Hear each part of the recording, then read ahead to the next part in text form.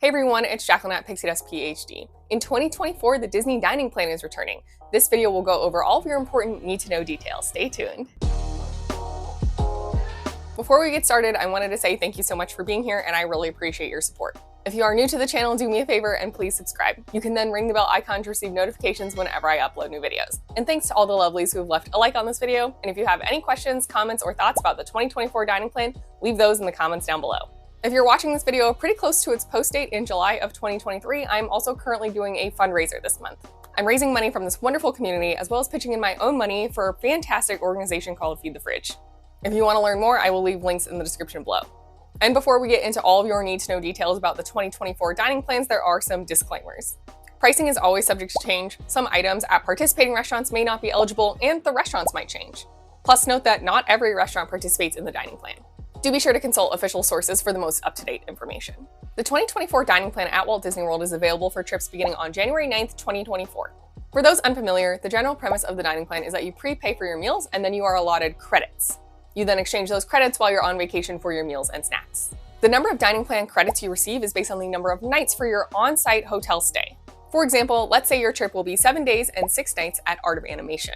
This will get you 6 nights worth of credits, not 7 days worth of credits. You will also have to purchase the dining plan for the entire length of your resort reservation for every person listed in your party age 3 and over. Note here that this is based on your hotel reservation. Split stays are actually separate reservations. If instead of 6 nights all at Art of Animation, you were doing 3 at Art of Animation and 3 at Port Orleans French Quarter, then those would be 2 separate reservations. In that case, if you wanted to have the dining plan for a shorter segment of your trip, you could attach it to either one of those and only have it for 3 nights instead of all 6.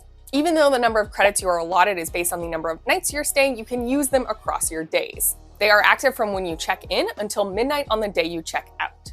And although it feels like you're allotted an amount of credits per night or per day, you don't have to stick to that. You can redeem your snack and meal credits in any order you want. If in your 6-night stay you want to use them all in the first 4 nights, that's totally okay. Similarly, if you don't want to use any of your dining plan credits the first night or 2, those will roll over to the next day. Use your credits how you see fit until they expire, again, midnight on the night you check out. In 2024, when you purchase a dining plan, you will get 2 meal credits per night, 1 snack per night, and 1 resort refillable mug per stay. Note that for the meal credits, if you've got a kid in your party aged 3 to 9, they're going to have to use their meal credits for kids menus when kids menus are available. Generally speaking, kids menus are always available at table service restaurants, but that's not necessarily true for quick service restaurants.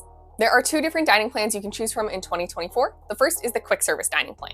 This will get you 2 quick service meal credits per night, as well as 1 snack per night and that resort refillable mug that's good for the length of your stay. This costs a little under $24 per child and about $57 per adult per night. As an example, if you were staying for 3 nights, every guest aged 3 and up in your party would receive 6 total quick service meal credits, 3 snack credits, and a resort refillable mug. Your quick service meal credit entitles you to 1 entree as well as 1 beverage. This beverage could be standard non-alcoholic beverages like coffee, tea, or soda. Sometimes you may also be able to exchange it for a specialty non-alcoholic beverage like a milkshake or a smoothie. Additionally, for guests 21 and up, your beverage can be alcoholic. That was the quick service dining plan. Then the second type of dining plan offered is simply called the Disney Dining Plan. You'll often hear people refer to this as the normal dining plan. For the Disney Dining Plan, per night of your stay, you will get 1 quick service credit, 1 table service credit, 1 snack, and then the resort refillable mug good for the length of your stay.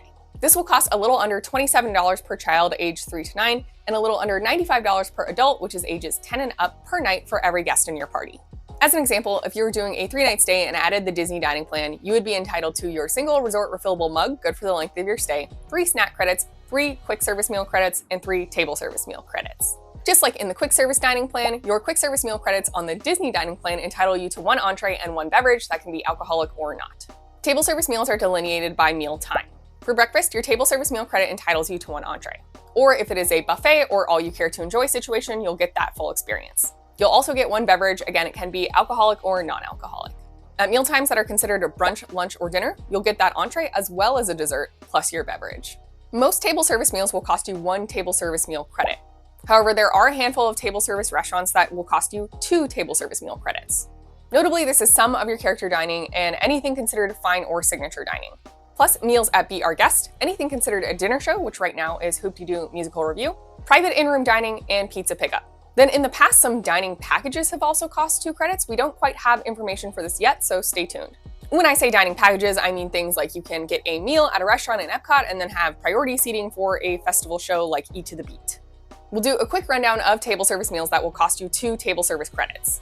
In Magic Kingdom, that'll be Our Guest and Cinderella's Royal Table. In Epcot, this will be Akershus for lunch and dinner only. Breakfast at Akershus is not 2 credits, it is only 1 credit. And Le Cellier will also cost you 2 credits. At Hollywood Studios, this will be the Hollywood Brown Derby, and at Animal Kingdom, this is Tiffin's. Disney Springs also has a few higher-end offerings that will cost you 2 credits. Namely, this is the Boathouse, Paleo, Morimoto Asia for dinner, and Paddlefish. Resorts around Walt Disney World property also offer a lot of fine and signature dining options. Costing you 2 credits will be Jiko, Flying Fish, Citricos, Narcoossee's, Topolino's Terrace dinner. Specifically, breakfast is not 2 credits there, it's only 1, but dinner at Topolino's Terrace is 2 credits. Storybook dining at Artist Point and Yachtsman Steakhouse. Again, as of the time I'm recording this, the only dinner show operating right now is Hoop-Dee-Doo Revue. That will cost you 2 credits.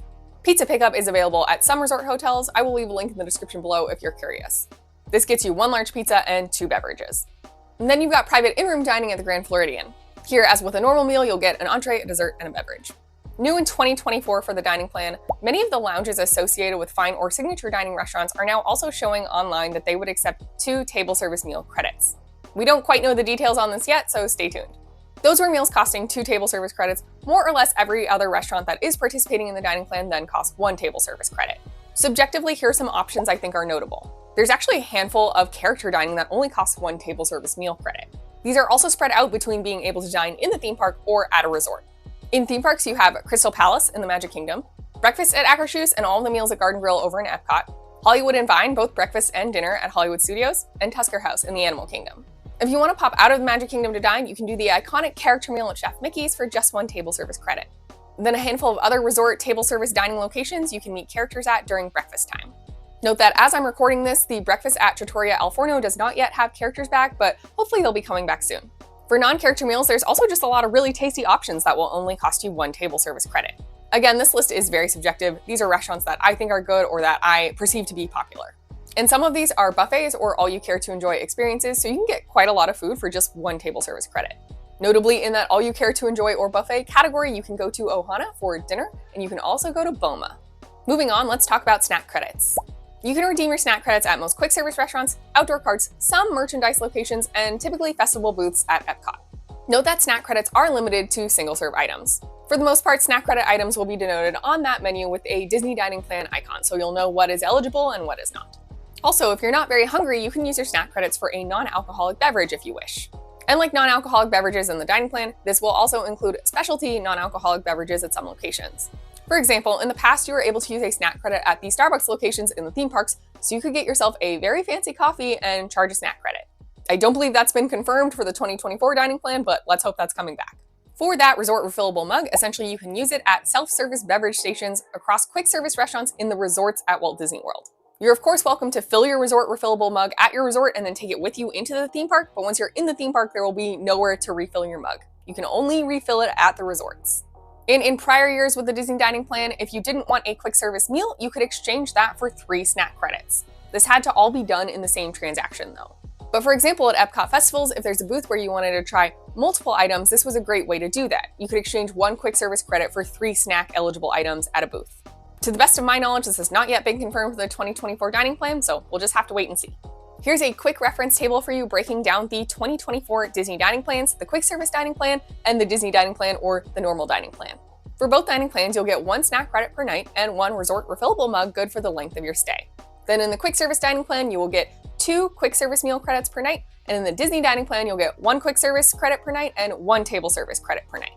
Because the Disney dining plan includes a table service meal credit, it costs considerably more for adults than the quick service dining plan.